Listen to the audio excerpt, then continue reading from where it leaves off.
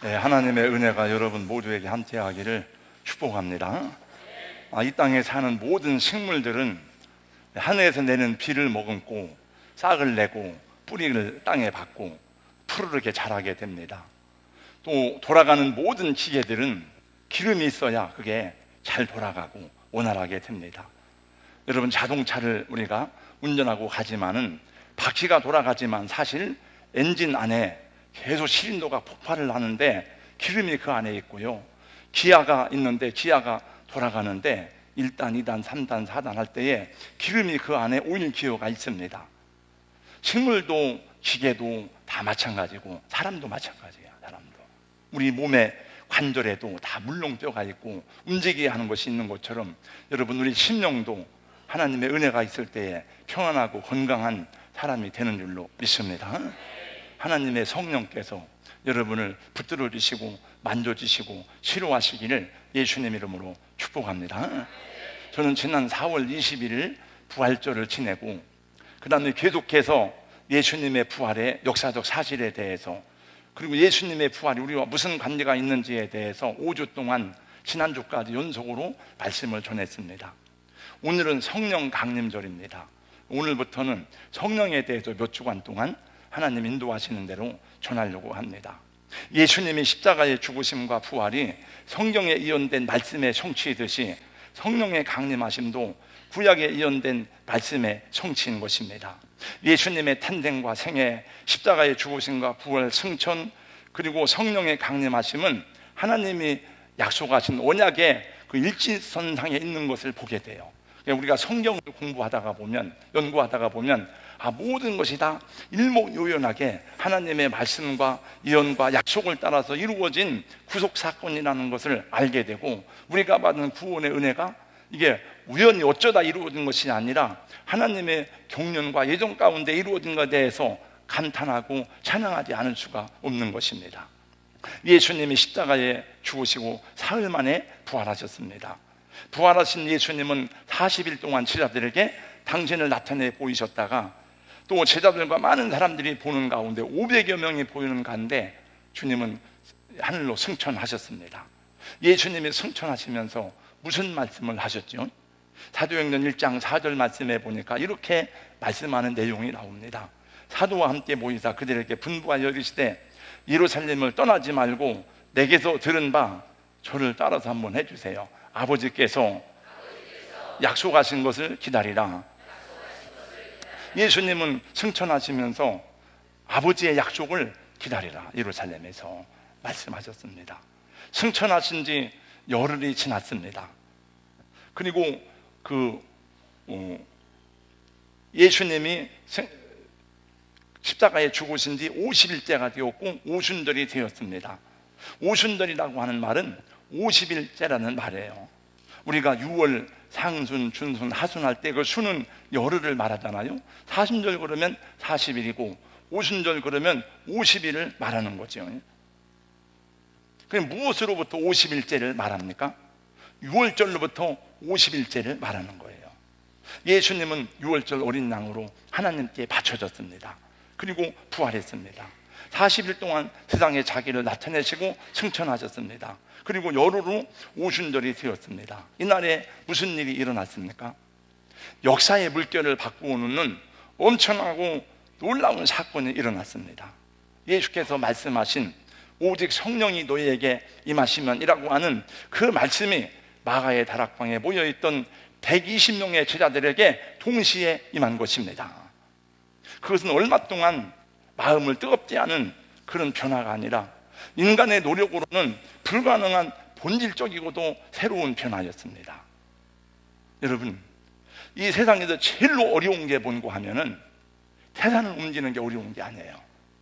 제일 어려운 것은 사람을 변화시키는 거예요. 저희 누님은 기도를 많이 했는데 저희 누님이 한 말 가운데 제일 어려운 기도는 사람을 변화시키는 기도라고 하더라고요. 사람을 변화되기까지는 인내하고 기도하고 눈으로 참고 많은 시간을 기다려야 됩니다. 여러분, 예수님의 제자들을 보세요. 그 여종 앞에서도 두려워 떨면서 예수를 부인하고 도망갔던 베드로입니다. 방문을 걸어 잠그고 두려움 속에서 초조하게 상황이 변하기를 기다리던 제자들의 모습이었습니다. 그런데 오순절 성령이 임한 다음에 그 제자들은 방문을 걷어차고 나와서 예수 그리스도의 십자가와 부활을 큰 소리로 외치기 시작했습니다. 갑자기 예루살렘이 소란해지기 시작했습니다. 세상이 떠들썩하기 시작했습니다. 여러분, 원래 복음이 들어오면은 그 가정에 들어오면 그 가정이 시끄럽고 싸움이 생기고 복잡해져요. 복음이 그 사회에 들어가면 그 사회가 시끄럽고 소동이 납니다. 우리나라에도 처음 복음이 들어올 때에 얼마나 시끄럽고 많은 순교자들이 났는지 모르고, 저희 가정에 처음 복음이 들어왔을 때 우리 가족들 간에 얼마나 많은 논쟁과 싸움과 분열과 어려움이 있었는지 몰라요. 이게 복음이 들어가니까 그렇더라고요. 무슨 일이 일어났습니까? 왜 갑자기 예루살렘에 이런 소동스러운 일이 생겼습니까? 그러니 이때는, 이 오순절 때는 전 세계에 흩어져 있던 유대인들이 다 예루살렘으로 모여요. 절기를 치기 위해서. 이때에 성령이 오신 것입니다. 할렐루야. 하나님은 일찍이 선지자 요엘을 통해서 모든 만민에게 성령을 부어주시겠다고 약속했어요. 예수님도 요한복음 14장과 16장의 말씀에 제자들에게 반복적으로 말씀합니다. 내가 너희를 떠나는 것이 유익이다. 내가 가면 너희를 고아와 같이 버려두지 않겠다. 내가 너희에게 한 말이, 지금은 너희가 무슨 뜻인지 모르지만은 성령이 오시면 내가 한 말이 생각나게 될 거다. 내가 한 말이 무슨 뜻인지 이해하게 될 거다라고 주님이 말씀하셨습니다. 그분은 보혜사라고 예수님이 말씀했어요. 요한복음 14장 26절 말씀해 보니까 보혜사 곧 아버지께서 내 이름으로 보내실 성령, 그가 너희에게 모든 것을 가르치고 내가 너희에게 말한 모든 것을 생각나게 하시리라고 말씀하셨습니다. 여러분, 예수님의 제자들이 예수님의 십자가 죽으심에 대해서, 부활에 대해서 그들은 이 모든 것이 무엇을 뜻하는지를 잘 몰랐지만은 성령이 오신 다음에 정확하게 깨닫고 이해하고 이 복음을 전할 수가 있었습니다. 주님이 약속하신 대로 오순절 날에 성령이 임하셨습니다. 교회는 이 날을 성령 강림절이라고 부릅니다. 오늘이 그날입니다. 이 크고 놀라운 일은 어떻게 일어났습니까? 본문 2절 3절에 보니까 이렇게 말씀하고 있습니다. 후련히 하늘로부터 급하고 강한 바람 같은 소리가 있어 그들이 앉은 온 집에 가득하여 마치 불의 혀처럼 갈라지는 것이 그들에게 모여 각 사람 위에 하나씩 임하여 있더니, 여기 하늘에 큰 불이 임했습니다. 근데 불이 갈라지기 시작하더니 각 사람 위에 임하는 거예요. 다 모인 사람들에게. 거기에는 마가의 다락방에는 120명의 문도가 모여 있었습니다. 저는 잘 모르겠습니다. 어떤 분이 예배를 드리는데 불이 아니고 그분이 보니까 물방울이 막 계속 떨어지더라는 거예요. 여기서 어떤 분은 또 이렇게 얘기했습니다. 예수님이 오셔가지고 사람 하나하나씩 다 안수를 하고 지나갔다는 거예요. 그러니까 누가 물어보더라고요. 나도 안수를 했냐고. 저는 잘 모르지만은 아무튼 하나님의 성령께서 우리 가운데 임재하시고 역사하시는 것이 교회의 본질이어야 하는 줄로 믿습니다. 여러분, 우리만 열심히 찬양하고 우리만 예배하는데 여러분 성령이 가운데 안 계시고 하나님의 은혜가 없다면은 우리 모든 예배는 헛것이 되는 거죠. 저는 성령께서 여러분 마음속에, 여러분 심령 속에 임하기를 주님의 이름으로 축복합니다. 여러분, 그 성령님이 여러분 속에 불같이 임했는지 바람같이 임했는지 물처럼 임했는지 평안하게 임했는지 어떻게 임했는지는 알 수 없지만은 여러분, 주의 성령께서 저와 여러분을 터치해 주시고 만져주시고 치료할 수 있기를 주님의 이름으로 축복합니다. 우리 모두에게는 그런 은혜가 필요해요. 여러분, 이 세상에 문제가 없는 사람이 어디 있습니까? 완전한 사람은 아무도 없습니다. 여러분, 정신적으로, 영적으로, 가정적으로, 사회적으로 우리 모두는 다 문제를 가지고 있어요. 다 치료가 필요한 사람들입니다. 나는 건강하다 그래도 여러분 완전하지 않습니다. 이 구조적으로 제약된 세상에 살기 때문에 인간은 완전할 수가 없어요. 여러분, 주님의 은혜와 주님의 위로와 주님의 치료가 필요한 줄로 믿습니다. 여러분, 모세도 엘리야도 이사야도 성령의 임재 가운데 가장 두드러진 첫 번째 표적은 불입니다. 불 자체가 성령은 아니지만은 여러분, 성령이 임할 때 성령의 6가지 그 상징이 있어요. 불, 물, 생기, 바람, 여러 가지가 있는데 그 중에 첫 번째가 불입니다. 모세도 불 가운데 임재하시는 하나님을 경험했습니다. 엘리야도 불 가운데 임재하시는 하나님을 경험했습니다. 이사야도 성전에서 기도하다가 불 가운데 임재하시는 하나님을 경험했어요. 그게 성령을 받으면 마음이 뜨거워지는 거예요. 몸이 뜨거워지든지 마음이 뜨거워지든지, 그리고 두려움이 사라지고 놀라운 용기와 힘을 얻게 되는 줄로 믿습니다.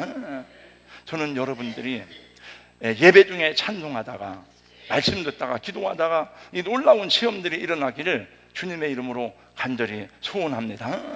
그래야 여러분 속에 회복이 일어나고 치유가 일어나고 우리 예수님을 믿는 기쁨과 즐거움이 회복되는 줄로 믿습니다. 실제로 그런 일들이 우리 가운데서도 많이 일어났습니다.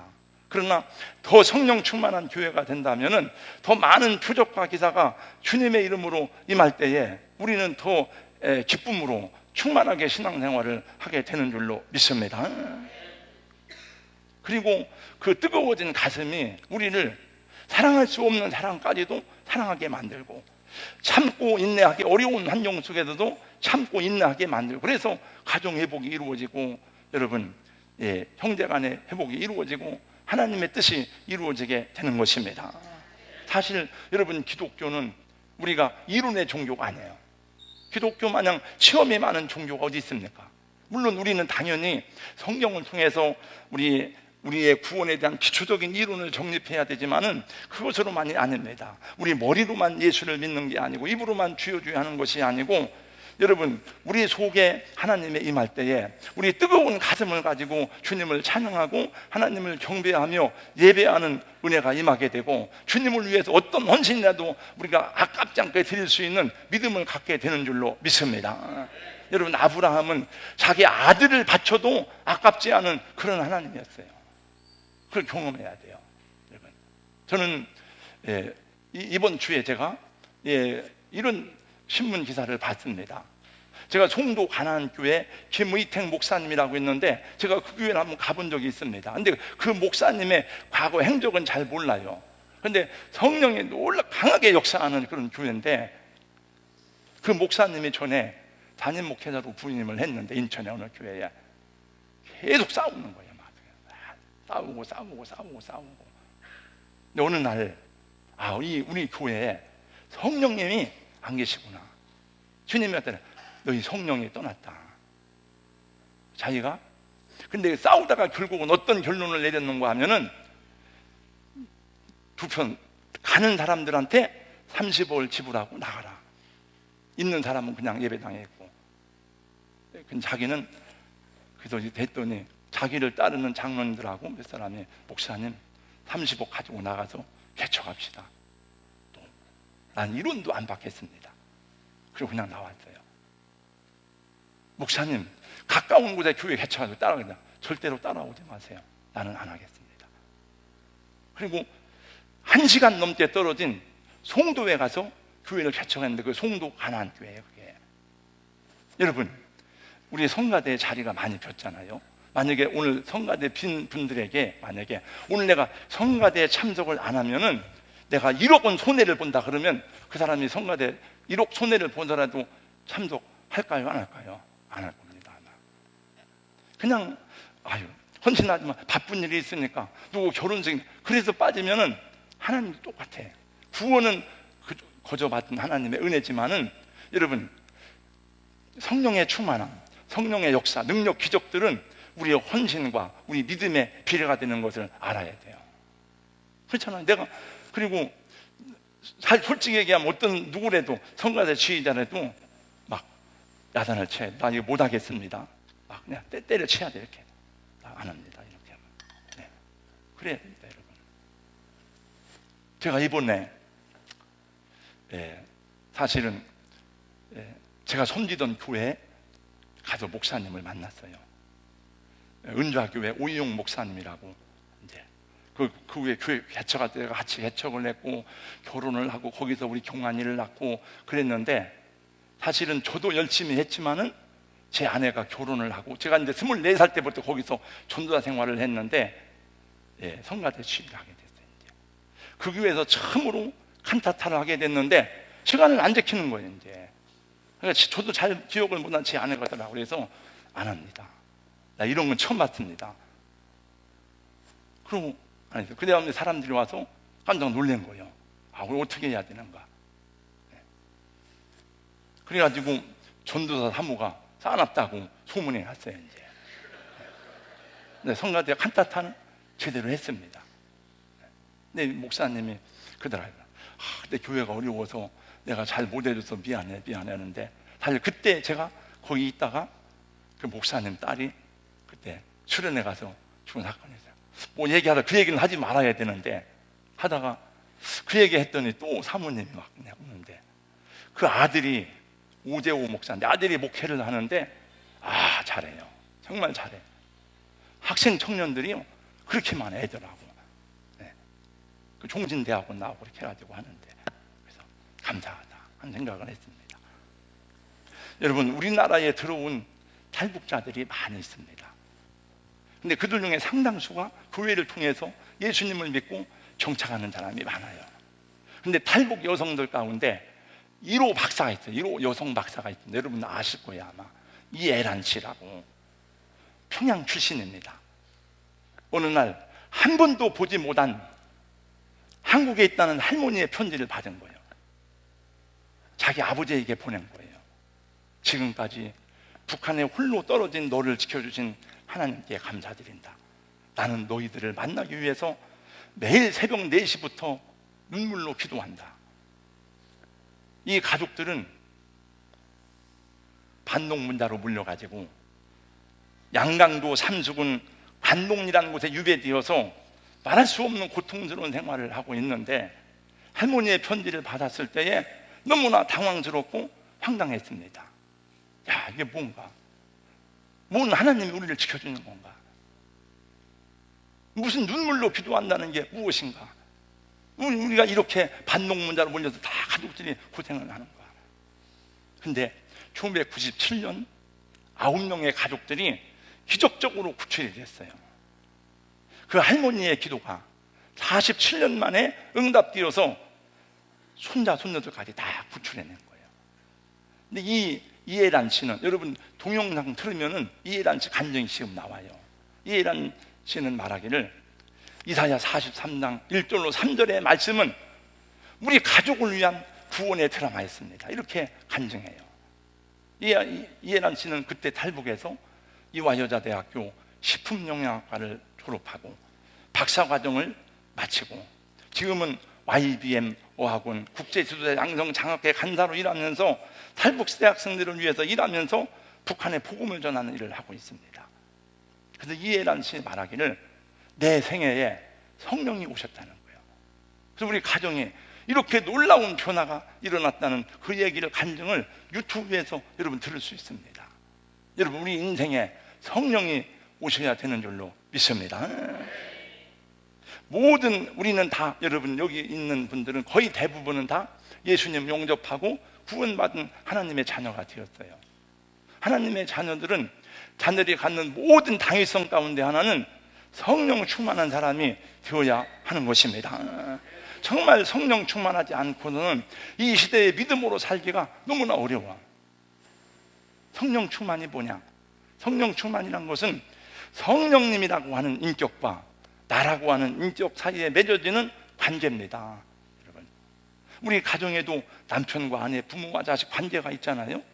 근데 내가 아내의 말을 더 많이 듣고 제 아내의 말을 지배당하고 아내의 말에 의해서 움직여지고 그러면은 아내가 내 인격 속에 많이 들어온 거예요. 근데 내가 아내의 말을 무시하고 안 듣고 그러면은 인격적으로 서로 관계가 안 좋은 거죠.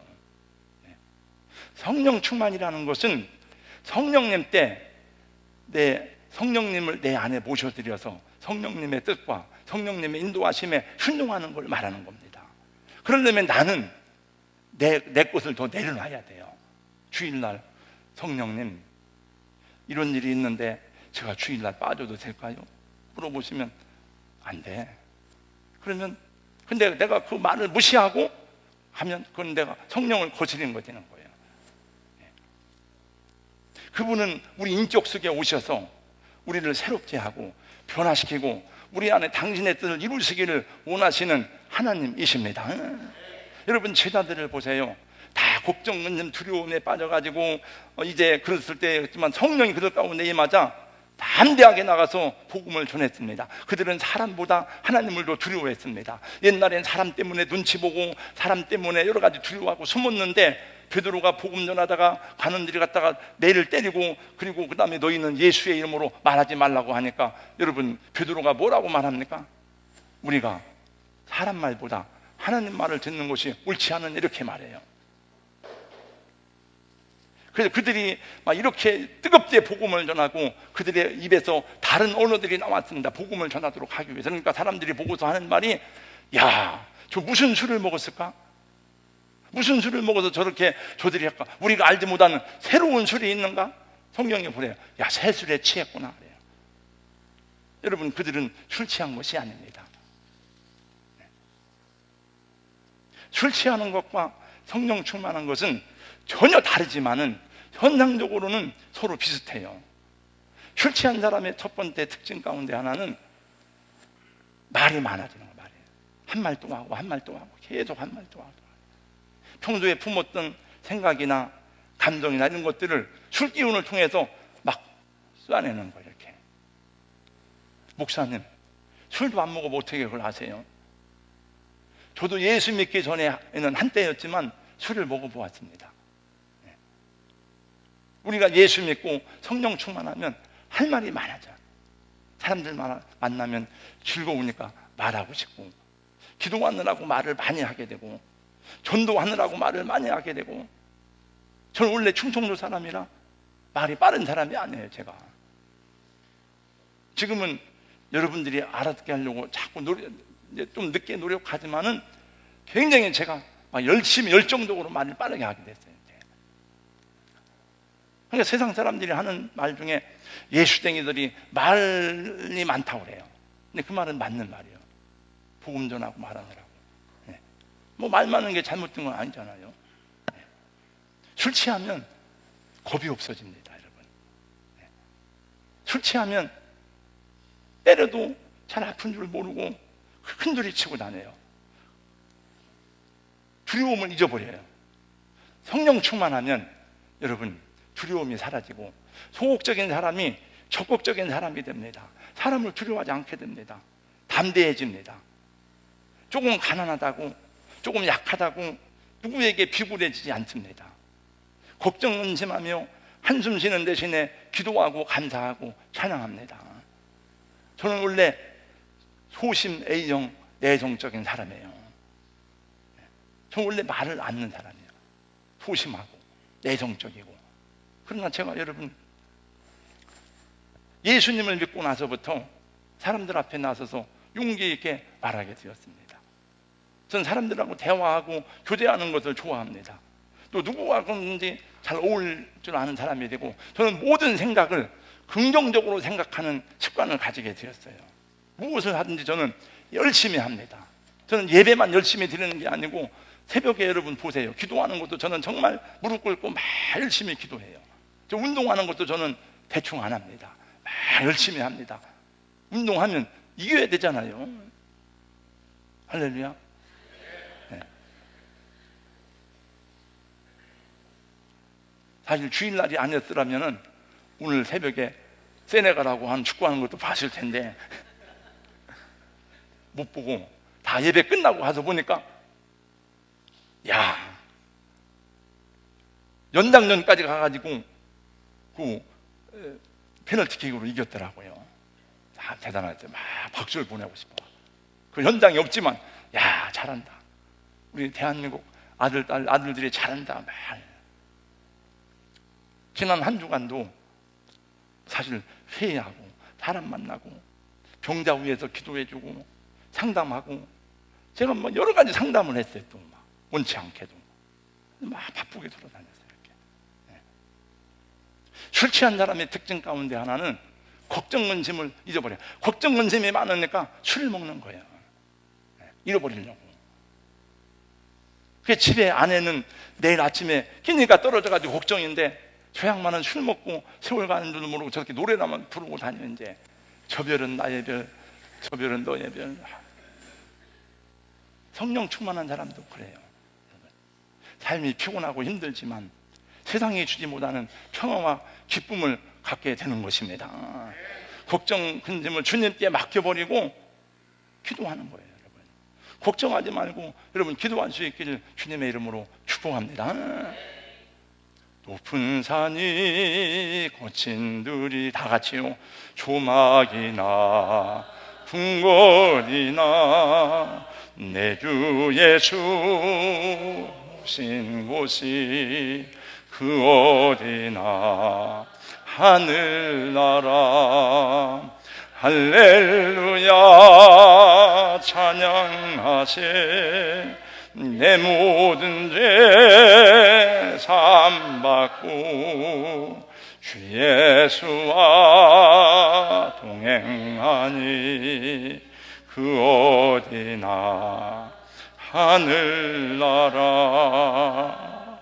근데 술 취하는 것과 성령 충만한 것이 선상적으로는 비슷하지만 본질은 전혀 다릅니다. 여러분, 술 취한 것은 알코올의 작용을 통해서 인간의 이성과 감각을 마비시키는 거예요. 그 육신의 지배를 받게 하는 거예요, 이게. 그래서 죄를 짓게 만들고 타락하게 만들고 죽게 만드는 거예요. 성령 충만은 하나님의 영의 지배를 받는 것입니다. 술 취하는 것은 순간적이에요, 여러분. 술이 깨고 나면 가슴 속에 더 큰 후회와 자책감이 생기고 속이 쓰립니다. 그래서 또 해장술을 먹는 거예요. 그러니 속이, 간이 다 망가지는 것을 봅니다. 술을 많이 마신 사람들은 거의 대부분 간이 썩어서 죽는 것을 많이 봤어요. 여러분 다 봤잖아요, 여러분. 강전수 집사님 예수 안 믿었어요. 처음에 올 때 정말 술을 많이 먹어요. 우리 교회에서 예수 믿고 건축위원장 되고 첫 번째 했어요. 근데 술을 너무너무 많이 마셔가지고 결국은 간 때문에 세상을 떠났어요. 얼마나 고통스러운지 몰라. 오창균 씨 새벽까지 술 먹고 오는 사람이요. 간 때문에 죽었어요. 우리 이은상 씨 고명성 권사님 남편 되는 거. 해병대 출신하 술을 그렇게 먹어요. 술을. 간 때문에 죽고. 근데 다 이분들이 저한테 세례받고요. 다 죽었어요. 얼마나 감사해요. 그 부인 때문에 구원을 받은 거예요. 그래서 거의 대부분이 이 술을 많이 마시면 간이 상하더라고요. 간이. 그냥 성령 충만은 후회할 것이 없는 기쁨과 변화를 주는 줄로 믿습니다. 술 취하는 것은 여러분 생명을 파괴하고 자기만 죽는 게 아니에요. 술 먹고 운전하다가 남의 가정 파괴시킨 사람이 얼마나 많은지 몰라. 그렇게 음주운전 하지 말라고 그래도 다 하다가 이 어리 고통당하는 사람 얼마나 많은지 몰라요. 자기만 하는 게 아니고. 그래서 성령 충만하면 다른 사람에게 기쁨을 주고 다른 사람에게 행복을 주고 생명도 살리는 은혜가 임하게 되는 줄로 믿습니다. 그래서 성경은 우리에게 명령합니다. 술 취하지 말라. 이는 방탕한 것이니 오직 성령의 충만을 받으라. 하나님은 당신의 사람들을 택해서 당신의 일을 행하는 분이에요. 사무엘, 다윗, 요시야, 느헤미야 성령을 부어주셨어요.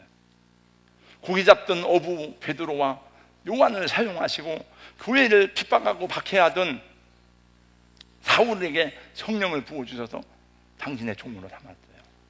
17세기 루터와 칼빈을 통해서 종교개혁을 하고 찰스 웨슬레, 요한 웨슬레를 통해서 여러분 영국을 변화시키고 조나단 에드워드, D.L. 모디 같은 사람을 통해서 부흥운동을 일으키고 그 부흥운동의 영향으로 여러분 이 조선 땅을 알지도 못하던 언더우드와 아펜셀러가 여러분 1886년 부활절 때 제물포로 공식 선교사로 온 거예요. 그 사람들은 원래 조선을 몰랐어요. 원래 인도 선교를 지원한 사람입니다. 언더우드는. 근데 와서 학교를 세우고 병원을 세우고, 그게 세브란스입니다. 그게 연세대학교입니다. 배대학당입니다. 경신학교입니다. 이화여대입니다. 여러분, 여기 요 순전대학, 아니 여기 한남대학교도 원래 재단 이사장이 통합 측이에요. 그 사람들이 학교를 세우고 병원을 세우고 그런 거예요. 하나님은 지금도 이 일을 계속 해 나가십니다. 그래서 지금도 여러분들이 잘 아는 훌륭한 목사님들도 있고 선교사님들도 있고 있지만은 이름 없이 빛도 없이 존귀하게 쓰임받는 천국의 빛난 별들이 많이 있습니다. 여러분과 저도 그 중에 한 사람으로 쓰임받는다면 인생에 한 번 왔다 가는데 얼마나 귀하고 복스러운 일입니까? 하나님이 여러분을 통해서 여러분의 가정을 축복하고 또 세상을 위한 축복의 통로로 사용한다면, 우리가 또 이 주님의 교회를 복되게 하는 일에 쓰임 받는다면, 우리가 해야 될 가장 중요한 일은 무엇입니까? 겸손히 성령의 은혜를 사모하고 성령의 음성을 들으면서 성령의 인도를 구하고 순종해야 되는 줄로 믿습니다. 여러분, 성령님 말씀하시면, 감동하시면 순종하겠습니다, 따라가겠습니다, 그래야 되죠. 여러분, 사람이 살아가면서 당하는 괴로움, 자존심이 막 멸치를 받고 막 하는 그것 중에 하나가 뭔가 하면은 무시당하는 거예요.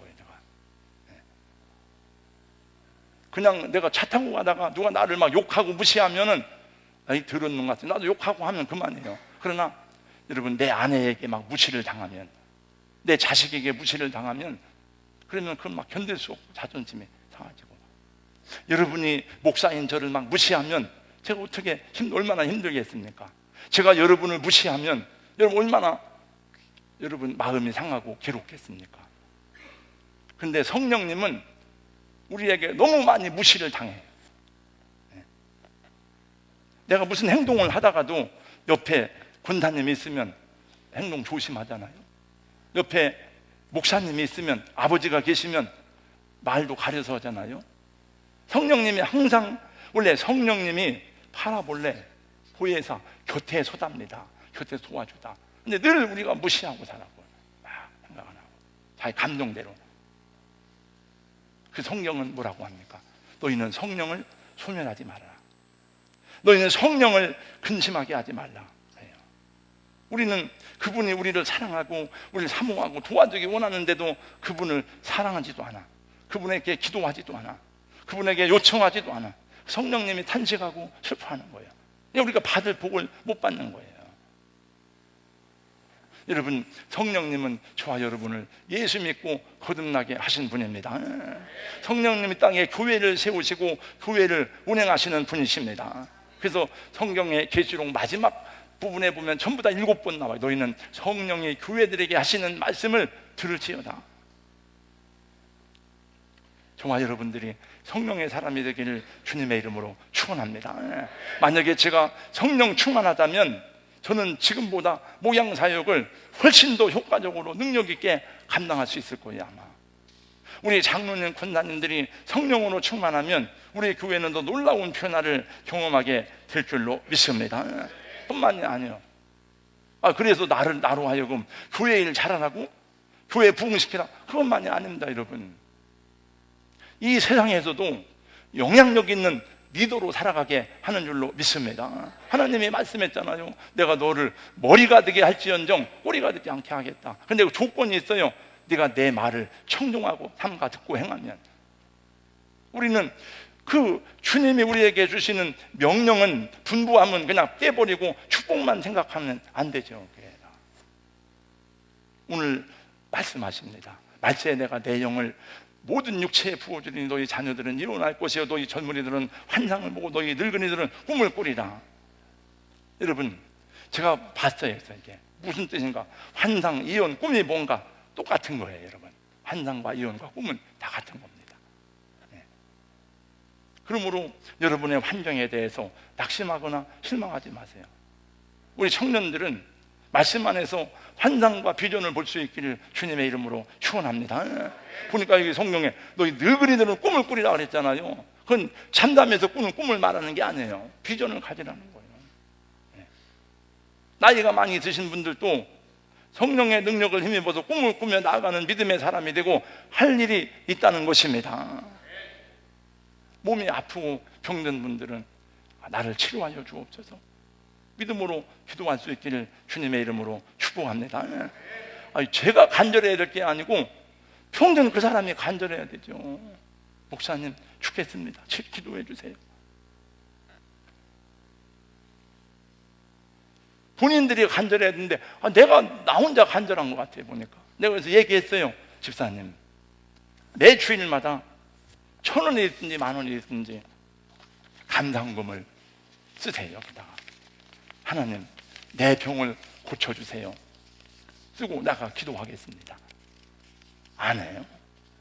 내가 그런 얘기 잘 안 하잖아요. 안 가르치잖아요. 오늘도 안 왔어요.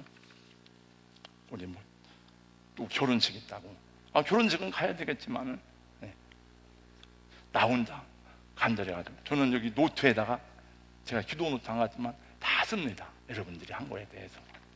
아무개 장로님, 아무개 다 내가 다 잃어버리니까 기억을 못하니까.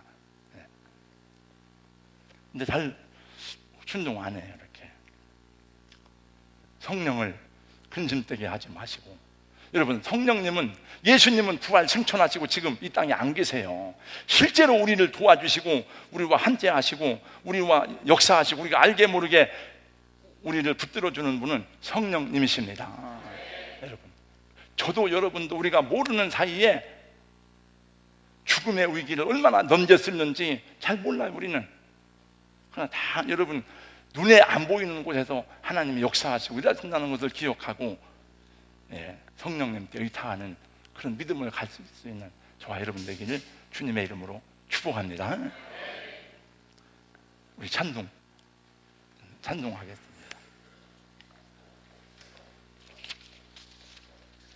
성령 하나님 나를 만져서 찬양하고 기도할 때 이렇게 기도하겠습니다. 성령님 나를 붙들어 주시고 새롭게 해주세요. 나를 주님의 영으로 충만케 하시고 삶의 용기와 위로와 능력을 더하여 주세요. 나의 병을 치료하여 주옵소서. 나를 붙들어 주세요. 필요한 지혜와 능력으로 임재하시고 말씀 앞에 굴복하고 순종하게 싸우니 나를 붙들어 주옵소서. 걸어가신 우리 하나님 아버지, 오늘 또 부족한 종의 말씀 증거했습니다. 하나님 말씀이 우리 삶에 그대로 적용될 수 있도록 은혜 베풀어 주시옵소서. 우리 하나님, 이제 성령님을 통해서 우리 성도들 가운데 연약한 심령들을 견고하게 세워 주시옵시고, 하나님 육신의 질병 때문에 힘들고 고통스러운 분들에게 주님 만나주시고 만져주시고 안위하여 주시어서 치유와 회복을 경험할 수 있도록 은혜를 더하여 주시옵소서. 하나님, 사도행전 2장 이후에 나타나는 초대교회 예루살렘 교회에 일어났던 놀라운 성령의 역사와 표적과 기사와 능력들이 오늘 이곳에 나타날 수 있도록 도와주시옵시고, 우리도 지금 이러한 믿음을 가지고 주님을 사랑하고 사모하고 간구하는 하나님의 사람들이 되게 하여 주시옵소서. 주의 은혜가 우리 가운데 아름답게 임하기를 간절히 소원하옵고 예수님 이름으로 기도하옵나이다. 아멘.